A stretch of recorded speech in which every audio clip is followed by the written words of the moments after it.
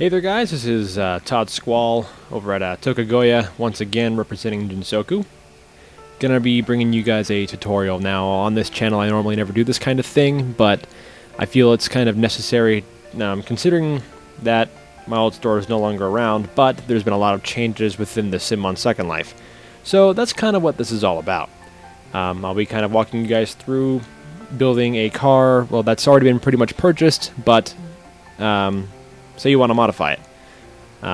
This is my more recent project that I had just finished, a BNR 34 Skyline. Lots of nice aero bits and wide body stuff because JDM, right? So, that's what the cool kids are doing these days, so I'm just going to go ahead and roll with it. So, our current project of the day is going to be the 180SX. Kind of like your generic street drift car, of course. It's one of the more popular ones. Not a bad car, though, of course. We may be looking at a couple other things today as well, but I kind of want to just stay focused on getting body, wheels, and such scripted and installed. I've taken the liberty of already removing most of the panels that we will be getting rid of today. However, I'll be keeping a couple bits just to kind of save time and still get a good explanation out to you. So, as you can probably see, the engine's now gone. No front bumper, side skirts, or rear bumper. We will be taking off the boot, just to kind of give you some information on that, as well as making door scripts as well. Another recent project was the revamp of the A86 for the touring race series. It took place at the ending race of this season. However, my buddy Jord had to take all the glory and take the checkered flag, which is quite nice, giving us a win for the series title this year. So, I've got a wall of wheels to choose from for later, but for now, let's get stuck into it and get the more important bit started. When you end up building these cars, the major thing that you want to kind of do first would to get the body sorted. The reason being is because when it comes to ensuring that everything lines up perfectly and that your car's ride height sits proper, you kind of want to make sure that your bumpers aren't sticking through the ground or anything else like that, of course. Especially if you're super duper JDM and want to be as low as possible. So, of course, we're going to be detaching the things that we don't need firstly. So I'm going to keep a couple of the main parts on ahead of time, so I'm actually just going to put on the front bumper for now, and I'll take off the hood and front guards in a little bit here. I'm not going to do that right away. The major reason being is because I want to get everything sized correctly, so obviously looking at this already, this probably won't line up right away. Yeah, I'm too wide. That's fine. So we'll be spending some time more so adjusting kits, making sure that everything fits perfectly. Stretching both sides will actually allow you to, if you click on stretch both sides up here, that'll actually allow you to stretch the entire object either one way or the other. So on both ends it's actually adjusting the model. Instead of, if I were to have it just checked off on one side, it only adjusts one. Now the major thing here is that this all has to be pretty much centered, so stretching both will help here. You'll see a little bit later where you could probably not use it and make things easy on yourself. Say for example, if the bumper's too narrow or one way or the other, you can kind of make things easier by stretching only one side. But we'll see how it goes from here. So, still a little bit too wide on one side, but as you can kind of see, it's darn near perfect on this end. So that's where we're going to go back over here and uncheck the stretch both sides setting and actually just bring it all the way in on just this side. Just about there. Nice. And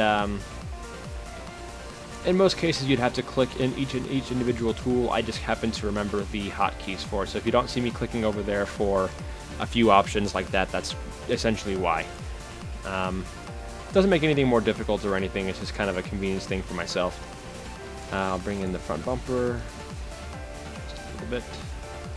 Maybe I shouldn't. See? It's out there. Okay. It's looking better already. I'm gonna shorten the nose.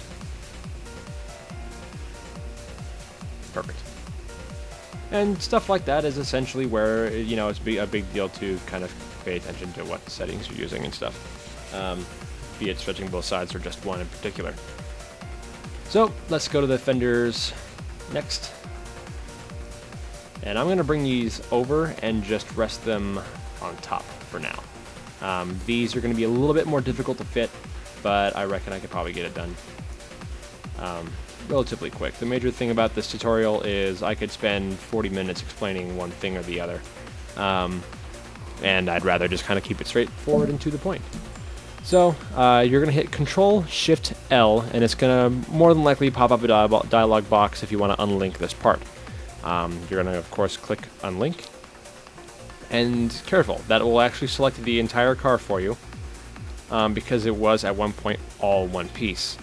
So the way I kind of do it is I will actually shift-click and deselect the car, while it still leaves the other fenders selected.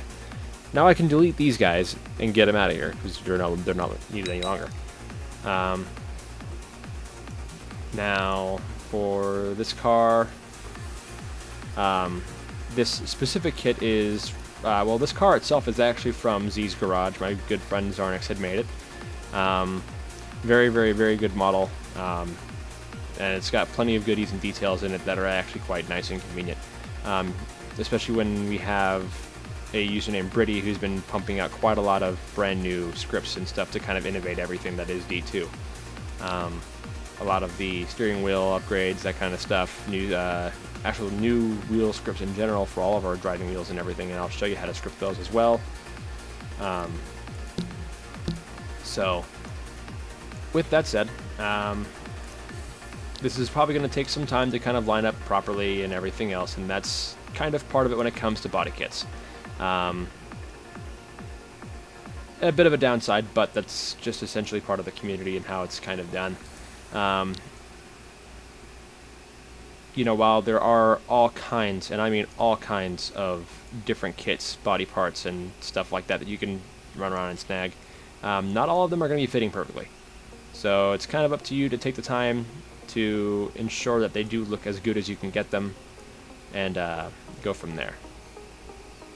Let's see here.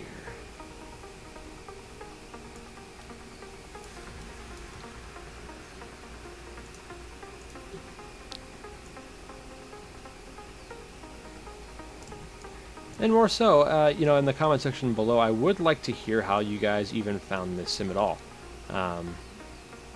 We don't necessarily market ourselves very loudly, so it's always interesting to hear and see what people did to find us and hear about us and this, that, and the other. I think that looks pretty good. The lines don't look like they're clashing together or anything. I think I'll take it. And that is a minor gap, but I don't believe there's any real other way I could actually get that to fit any better. But either way, I do believe it looks fairly good for now. So I'll take it. Ah, yes, another thing. So when it comes to editing these cars, nowadays, we use what's called a skid plate, or bounding boxes, or collision boxes, that kind of thing. With that said, these are usually done because the mesh models themselves don't have a good physical shape. So it makes them incredibly inefficient when it comes to driving on the ground or anything else like that. You might get snagged on stuff. So we use actual physical prims, and there are better ways that are pretty much in the works right now to build this as a physical barrier. So of course I've got some for the front. I've got one for the front bumper, the bottom where the car's resting on, the body, and of course the actual roof area has one just on the inside.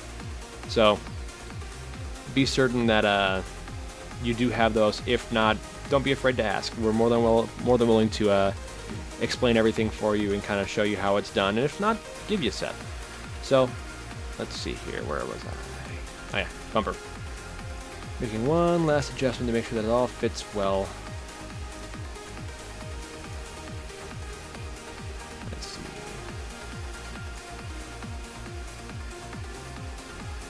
think that'll do just fine right there. No clipping, kind of loses a little bit of airspace right there. I like it. Alright, and just to ensure that the other side looks just as good. Let's see. It wants to. Let me ensure that this is rotated correctly. And that's another thing. Before you ever install kits or anything of that sort, always, always, always ensure that everything is either perfectly centered or rotated the same way as your, as the rest of your car is. Should that not be the case, of course, things won't line up correctly and you'll deal with what I'm doing right now.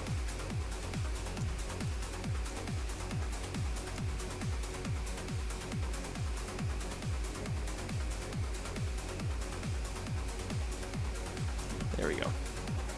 Now these are the, I believe they are the BN style fender flare extension kits. I also have the rears over here, which they tend to look pretty good when done properly. And that's a big if for the most part. Looks like these actually use the stock side skirts, so I won't be using anything else on top of that to add to this mod. I'll come back to the hood to see if I really want to use it. I'm kind of leaning against it, only because I like the cleaner look of this better. We'll see. We'll see. So yes, on to the rear quarter panels. These are actually not separate pieces. These are actually part of the car. These bits over here are just over fenders that actually fit around the actual rear arches. So I'm just going to go ahead and actually just drag those over and retrofit them on and call it a day with those. Essentially doing the same thing that I just did with the other fenders. I think these will fit just fine. Look at that perfect pivot.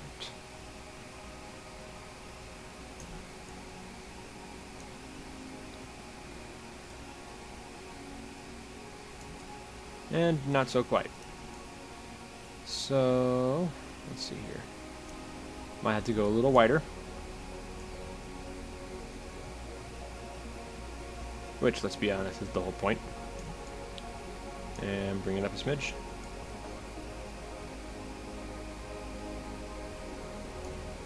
Beautiful.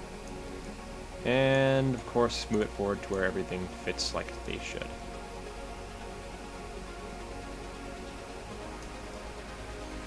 Looks like I'll have to drag it in a couple directions, that's fine. And stretch it a little lower. Just to fit.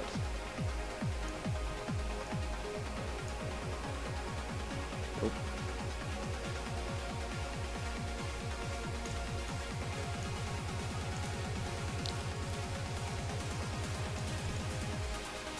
Now, small minor clipping like that, to me personally, is not a big deal.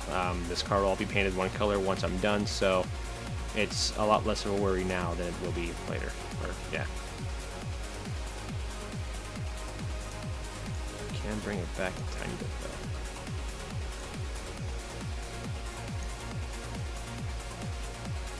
though. Okay. Just make sure this all fits up in front nicely. Pretty much does. Cool. Again, minor clipping stuff like that won't be a big deal later. Let's get that rear bumper over here. Now, this rear bumper itself actually has a rear diffuser already attached to it, so I'm not going to really worry about that sort of thing. In other cases, it's essentially the same rule as we've been doing so far. We're taking it apart, installing it to the car, this the same way we're doing so far. Normally you'd have like a stock bumper or a aftermarket bumper with, you know, an aftermarket, you know, diffuser like this that could be added, but it's entirely optional. And this can be hidden as well, so that's kind of nice. So we're not exactly forced to use this or any other specific pieces.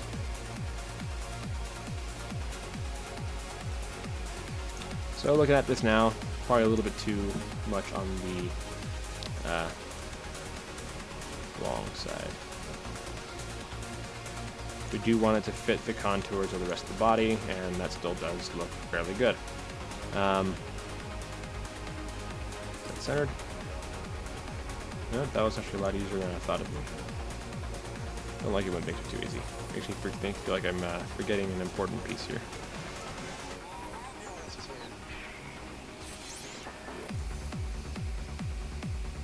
Okay. So, not bad so far. If I do say so myself. And by the way, this is intended to be kind of one of those, your old Toge style drift cars, that kind of stuff. So nothing too insane. No giant GT wings. As nice as those are. Gonna go ahead and toss the rear hatch as well, since we have our new rear hatch with a wing on it. Because downforce is everything. Let's see here. Go ahead and bring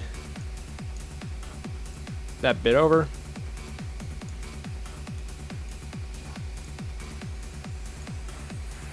Set it right on top and just rest it right there. Perfect. We're done. Seal it. We're done. Never touching it again. Kidding.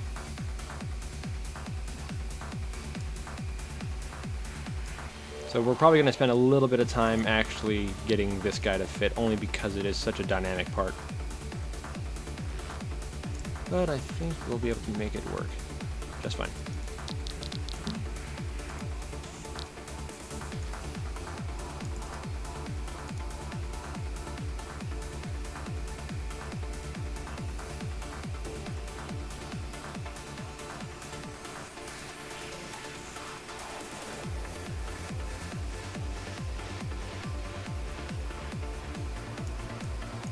Close.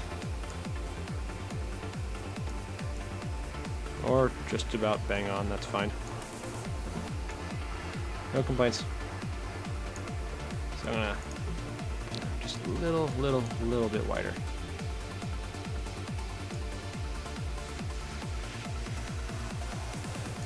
Just enough to fill that gap. Let's see here. Bring it down just a tiny smidge. I'm seeing. Oh, right. That's why you don't stress both sides on everything.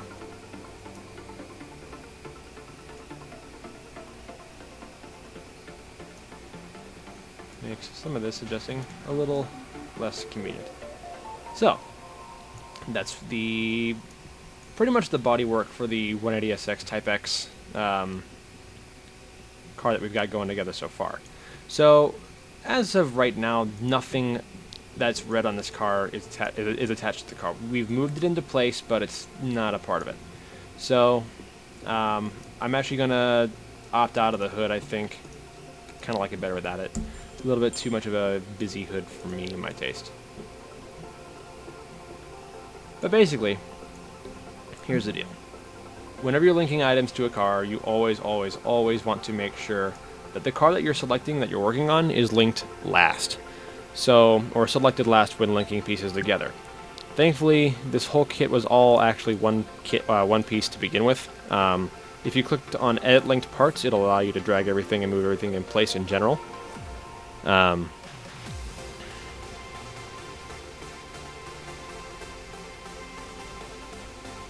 And with that, it kind of made it all one big unit, and I don't have to worry about selecting things. But should you have to select individual items to link to a car, say for example if these rear arches were actually separate pieces, of course shift clicking each and every single piece of the body kit before linking it to the car would be ideal. And should you have trouble like clicking certain pieces, say for example this skid plate always gets in the way or something like that, don't be afraid to hit Control-Alt-T. It actually reveals any and all transparent textures around you. So you can kind of see anything that's, you know, the fences or anything else like that. Kind of useful when it comes to that sort of thing.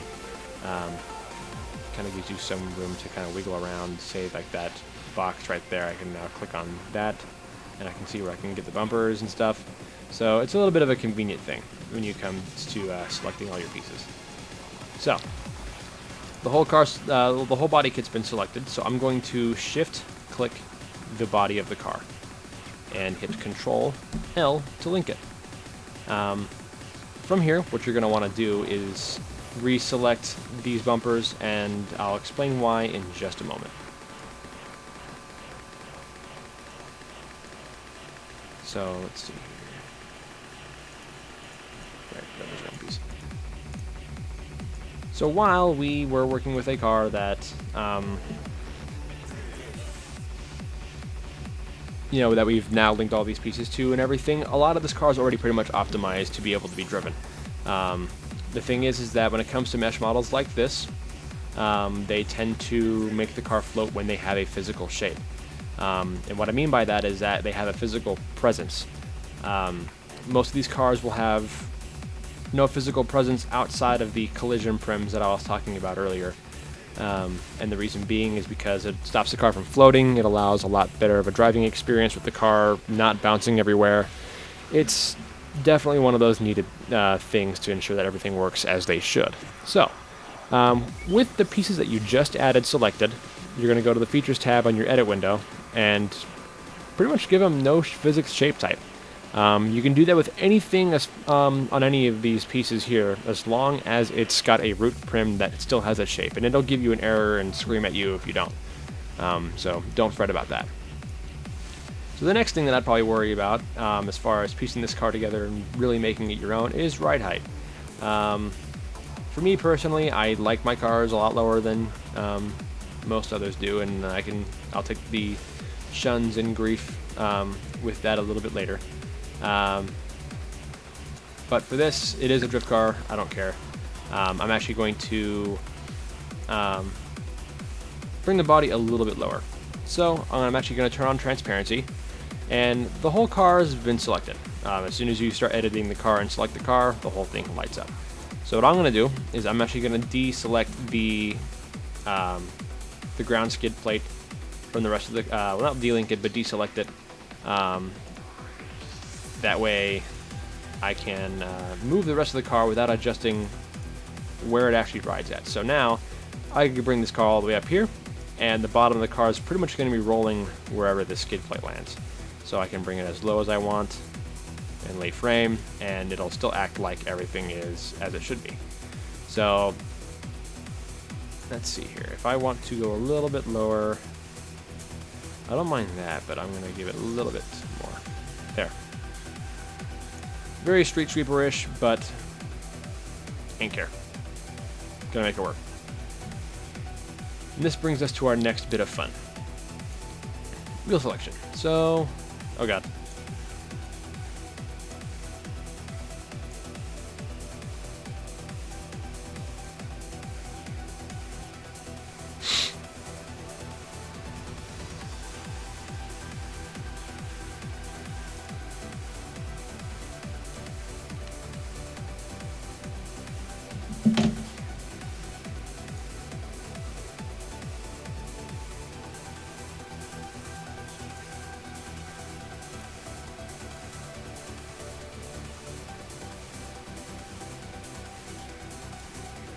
Alrighty, after looking at my collection and seeing what wheels I'd like to use, I believe I'm probably going to go with the Work VS's.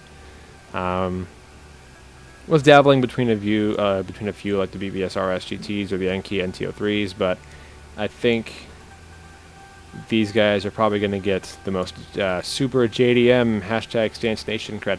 So that's what's getting picked. This whole wheel collection I have is all one linked object, so I have to delink each wheel that I use. So gonna pull this guy out, gonna delete the rest of them, and that's one less thing to worry about. So basically from here, what the main thing is going to be is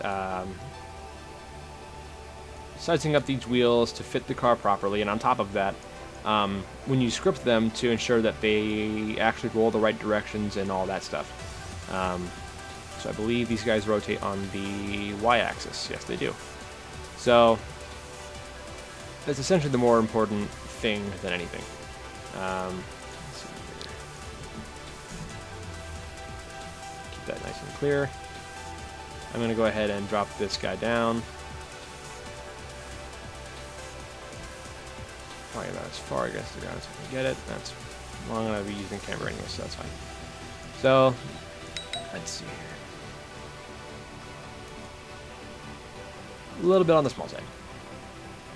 And I tend to keep stretching both sides off on this, that way I can keep the wheel all the way against the ground pavement still as I adjust. And worry not, camber will be added later for you stance people. Bringing it to the back. And the reason, or the way I did that is I had the wheel selected. And if you press shift and click on any of the arrows, it actually makes another copy for you. So I could do this all day, and I'll have 40 wheels, you know, and not know what I'm doing in my life. So the rear wheels, when it comes to D2 cars, you can actually go ahead and set your size and camber and all that stuff ahead of time. The way that these scripts work is that they don't essentially... what's the right word? They don't really use any kind of camber scripts for the rear, basically. It's all one major code, but they don't use it. I'm probably going to give the rear, I'm going to give it 4 degrees of camber. In this case, -4. The way I did that is under rotation on the object section of the edit window. Is just typing in -4 on whatever axis it happens to work on.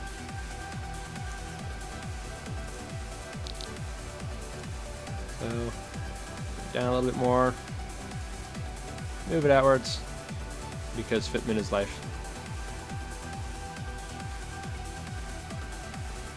If I really wanted to, I can go even further, but let's see.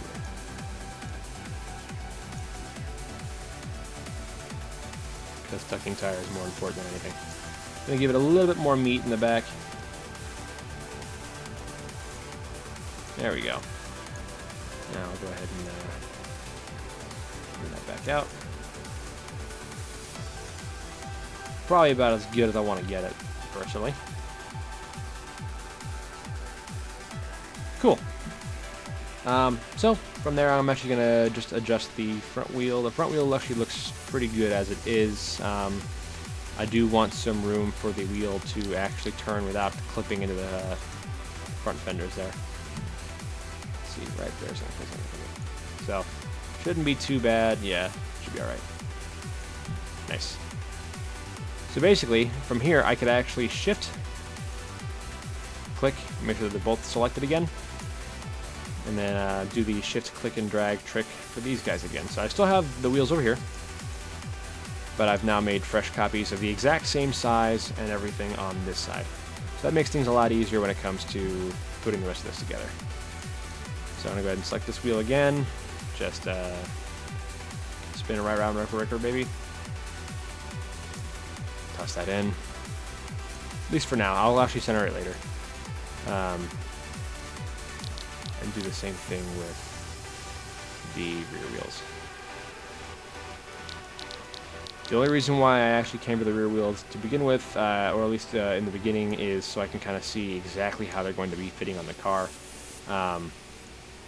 before I start doing anything major. So now, from here, I can actually go ahead and get rid of all the camber that's on here and do the same thing on the rear wheel in the back. Camber, no problem. Cool. Basically, the major thing here, and this is why, well, I should have probably mentioned this at the beginning. The grid that SL works off of is based in meters, which is fine. Just make sure that you have snap turned on for this. It allows you to go ahead and snap any specific objects to either a half meter or a full meter at all times. Pretty convenient when it comes to making sure that everything is perfectly centered. You want to do that when the wheels are facing straight up and not showing any kind of camber. The reason being is because the center point between both wheels, if they're both selected and you move it, changes. So even though it snaps and acts like it's centered, it won't be. Not 40 degrees. 4 is fine. 4 is fine. 4 is fine. So the wheels are centered and they have the same amount of camber and everything, so they should fit essentially the same. And on my end, it looks like they do. So that's the important bit right there, is in making sure that everything's kind of proportionate and all works the same.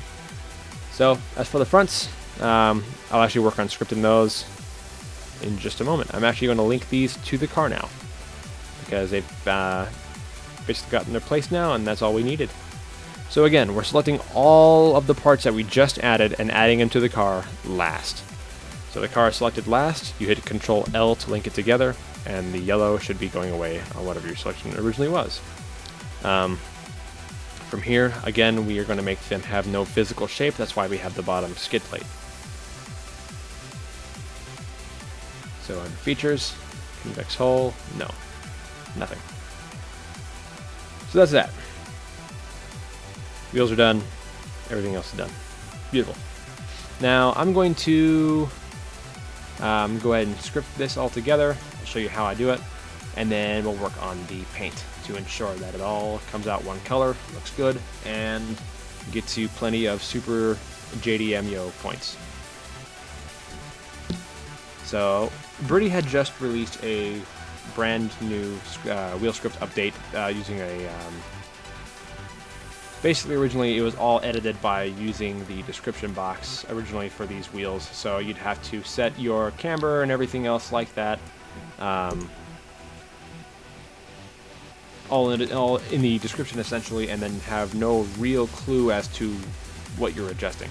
So now we're going to be doing it a different way, where we have, conveniently enough, a wheel configuration note card. So this actually allows you to say, okay, well I want 2 degrees of camber, the steering angle is going to be 45 degrees, when the car is drifting, the wheels are going to be spinning this much faster as far as like a times multiplication. The axis that the wheel spins on, the rest rotation, all that. Very nice. I've always enjoyed that kind of thing, and it's very nice that we have that now.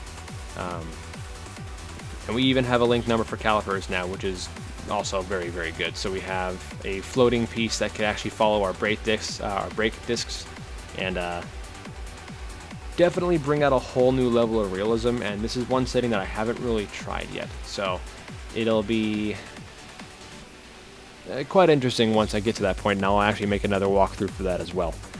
Brake heat is one other thing where actually our brake discs now start to glow and light up and stuff like that once we're on them enough. So another kind of cool feature, suspension actually does affect suspension travel. So with a car this low, I'm probably not going to be using it, but I'll add in very, very, very small values and see how well it works and kind of go from there. But I think for now I'm going to keep it static because, well, I'd rather not eat my fenders. So what we're going to be doing is in the front wheel, if you happen to have a script in your front wheel, go ahead and clear it of anything that happens to be in there. We need this to be as clean of a slate as possible. In Birdie's new wheel script for the 2.0, you'll have your Z position, which is for your accelerometer when you actually have the suspension traveling and everything else. It actually gives you a starting location. So, say for example, if you go up a hill or go down a hill, your suspension either decompresses or compresses. It needs a spot for it to finally rest at once it's done moving. So, nothing too bad. For smoke, I'm going to put those in the rear, not in the front. This isn't a Subaru. Let's see, and then so wheel R 2.0 is going to be for the rear wheels. Your fronts are going to be the F, obviously. So I'm going to be bringing in the config, the brake heat, and you know what? I'll go ahead and I'll add in everything. I don't care anymore. It's fine. The actual shock. So, if I were to bring this all over into the content folder for this in particular wheel, again, I'm using edit linked parts, and I am selecting the wheel individually and scripting it by itself. I'm thinking a good amount of camber that would look good on this wheel would be, let's try 3 degrees. Negative 3 degrees would look good. Not too much, not too little, and I would have to agree. That is, to me, that is tasteful. Keeping it. Nice. So I'm going to do the same up here. Well, no, actually, not going to keep that. Well, I got to do it anyways. So 3 degrees of camber again for this side. basically the idea here is to move it out wherever you want it to be sitting before you straighten them back out again and center them perfectly on the car. It's kind of like a little further in. Yeah, something like that. That's cool. So, straighten it back out again.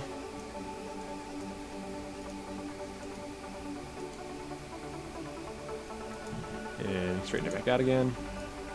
Gonna select both wheels and do the same thing I did on the rear wheels, which is snap them to a grid. Again, they both will move together. And there we are. So, the code itself is actually going to determine the camber that these parts have, which is essentially the more important part. Instead of the rears where they kind of operate independently and you can actually just make it yourself. The fronts, because the wheels are turning left and right and that kind of thing, camber is one thing that it couldn't really stay that way. So we had to use a script to help mimic that kind of thing. So let's get started on this side since we're already here. I'm gonna replace these scripts on this side as well after I delete the old ones. There we go.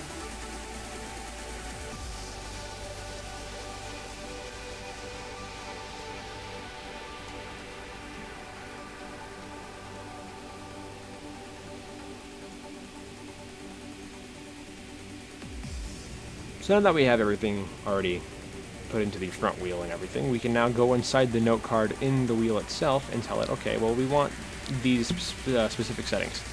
So, as far as camber, I do want 3 degrees of camber. And the rest rotation is going to be, let's see here.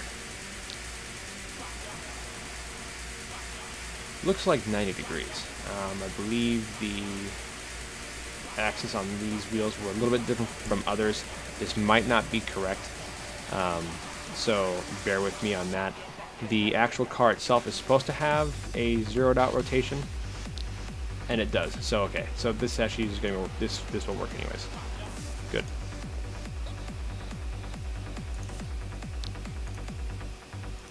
So we're going to tell it that its resting position for this wheel, as far as rotation is concerned, is 90 degrees on the Z-axis. It rotates on the Y.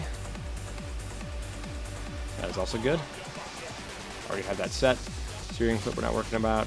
Caliper we're not worried about. I do want to look in here and see what face the brake disc is. If you Alt Cam inside here by pressing Alt and clicking on anything that you that your mouse happens to be on, it'll actually allow you to go ahead and do that sort of thing. What I'd like to do is see what face this is. So this is face 7. Face 7. No alpha bending, don't need that. So, in here, it'll actually ask you what face you want to glow and turn red hot once the brakes are starting to work up and get a little warm. That's what this is all about here. Aside from that, oh yeah, should probably get the rest script in here too. So remember that mentioned that Z position thing? The Z position script goes straight in. Usually it self-deletes, but sometimes it doesn't, so just go ahead and delete it. The major thing that you wanted out of that script, after dragging it in, would be to see what Z position it's actually giving you down here in the chat. So we're actually going to bring that up here to the rest Z bit of the script.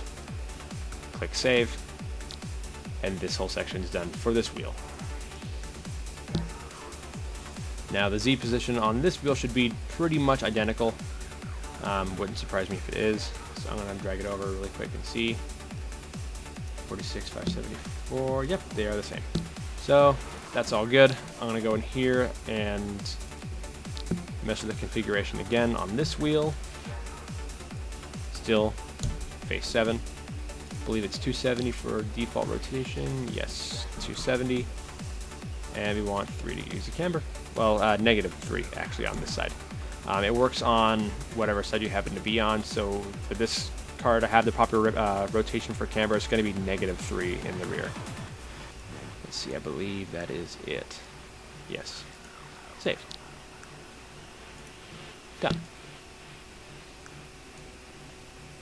Done. And you're not going to see anything just yet as far as the front camera is concerned. I'll show you why in a minute.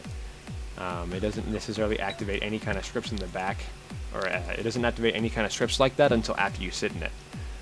So, one last thing here for Z position, we're going to get rid of this old script in the back. Add in the Z position. 31, 612. So I'm going to keep that. Just copy it. Close my chat, send it away. Delete the old script. So this is where we put our smoked script. And then our rear script as well, the wheel configuration, the shocks, and the brake heat. All that goes in this side.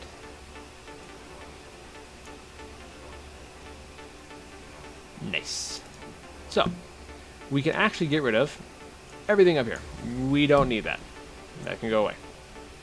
The brake heat is still on the other axis, so on the 7th face. Rest Z is going to be at that little bit in the chat that I just copied. And that's it for the rear. We're done.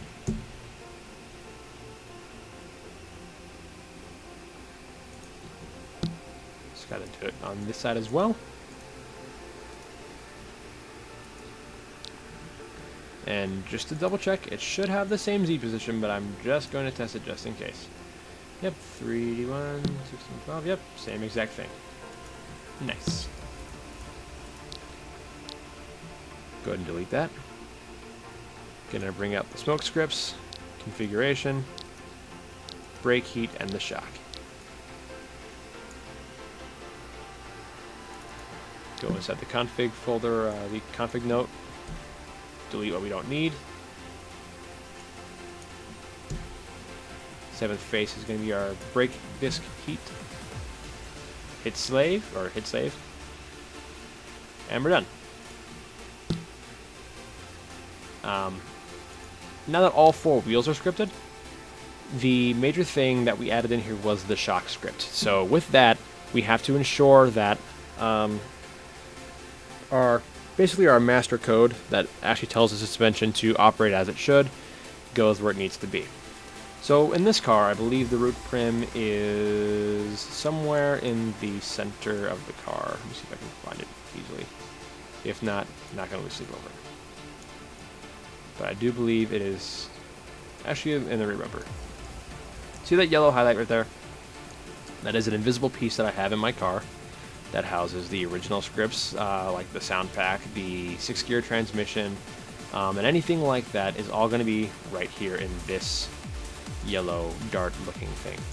So when you have the entire car selected, automatically any scripts you put in here go straight to that prim. So that's essentially what it means to adding scripts to the roof prim for the most part. But I'm going to go ahead and drag and drop the accelerometer, which the way this works is that when you accelerate, the rear end squats. When you brake, the nose goes down, and so on and so forth. The accelerometer should be in here. It is. Oh, I actually didn't need that. I forgot. I had it in here for my old scripts. There we are. Like nothing ever happened. Okay. So, because I had swapped out the rear bumper, the car won't go into a physical state anymore until I actually add in a parking brake. So I'm going to go ahead and run back to the brake scripts that we happen to have. Let's see if I can find them.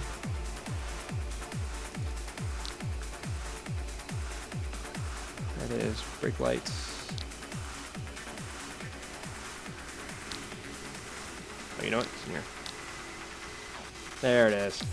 So, in the rear bumper, I usually put my parking brake in here, mainly because it's a lot easier to click to turn the car on and off. Just kind of one of those things. So, the parking brake's now been installed into the car. We're pretty much ready to roll. So, I'm going to go ahead and test this by clicking on the rear bumper. The car did move. That's good. I have an auto brake on, so it doesn't surprise me that it just started and stopped really quickly. I might have to adjust the skid plate because it looks like the wheels are sitting, or the skid plate's sitting a little bit too low, but I can fix that. Not a problem at all. The major thing is, if I sit in the car, how's it all look? Looks like the front wheels are spinning as they should. Let's see, do they have the proper camber setup is the question.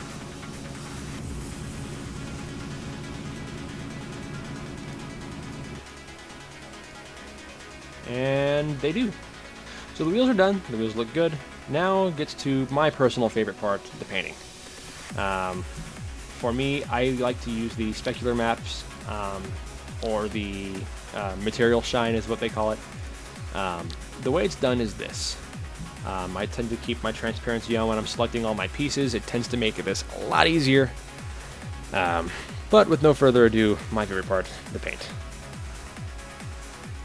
So I'm going to go ahead and go in here, select the hood, both lenses of the headlights, they're all one piece. The door is two-tone because 240. That's already been selected.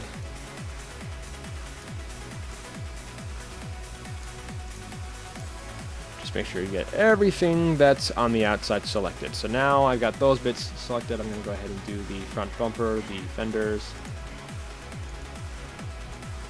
the rear trunk, thank you, and the rear bumper. Now that's all done, I could actually go ahead and, let's see here. I'm going to paint the whole car green just to kind of see if I got everything, or yellow, sorry. Yeah, I got everything, cool. I tend to go with a metallic style paint on this car, so I'll go with a paint that I happen to have here. Some will also have it. If not, go ahead, feel free to ask. I'm sure a lot of us will be more than willing to give it to you. I tend to give these guys a bit of a high repeat pattern, somewhere around 80 or so. The reason being is because it gives that really, really strong glitter effect. So on a bright color, it's not going to be easy to see. There you go. Just so you kind of have an idea. Now, with that, we're not too far behind on anything. I'm actually going to adjust the amount of gloss that this paint has, as well as the environmental shine, so how much it reflects off of the sun's point and everything else. I tend to go with a sweet spot between 140 and maybe 60 to be kind of modest, which it looks okay right now. It kind of has a really faded, washed look. However, that's where this kind of gets fun. So I think I'm going to go with like a deep dark brown, and you'll see why. For a shine color, which allows you to have more than one color basically acting as the shine, you're going to see these big white cloudy spaces look a lot different right about now.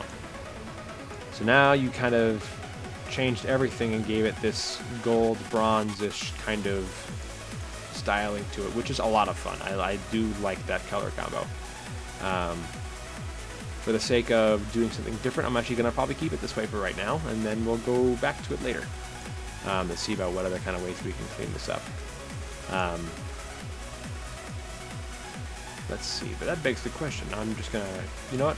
I think I'm just going to make the wheels a nice hard chrome, because that is JDM, and you want to be as JDM as possible, right?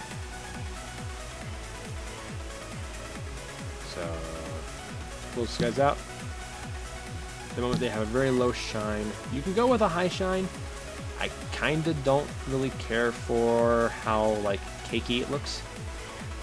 In a perfect world, what I'm probably going to do is give it a shine with no texture, unlike this stuff where we use like a glitter style texture. Give it a like 190 to maybe 75 or higher environmental shine, and it still gives you a pretty good surface and looks a little bit cleaner, at least in my mind. But it's going to be a bit of a darker color with a nice white overshine there, or a nice like a off gray nearly. I can go with a white, and I guess I will. But that is the major piece right there. So, in order to adjust how the car is actually sitting right now, because I'm personally not a fan of my wheels sitting on the lip. I still need the intercooler now, that can go away.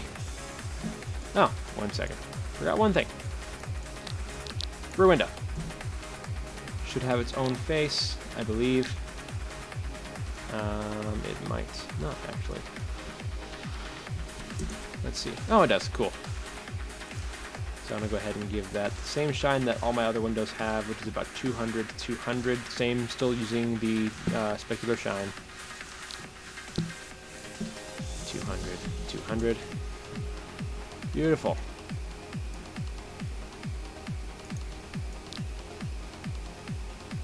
I think that looks great, don't you? If not, well, that's fine. You don't have a choice anyways. You get to deal with it. Personally, I'm kind of a fan of this style. I kind of like it. It's not...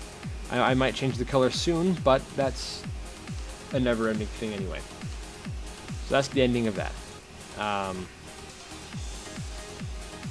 If you guys want to see more, feel free to stop by again, ask questions. You're more than welcome to. Stop by the sim. Again, ask questions. We are almost always here and willing to help.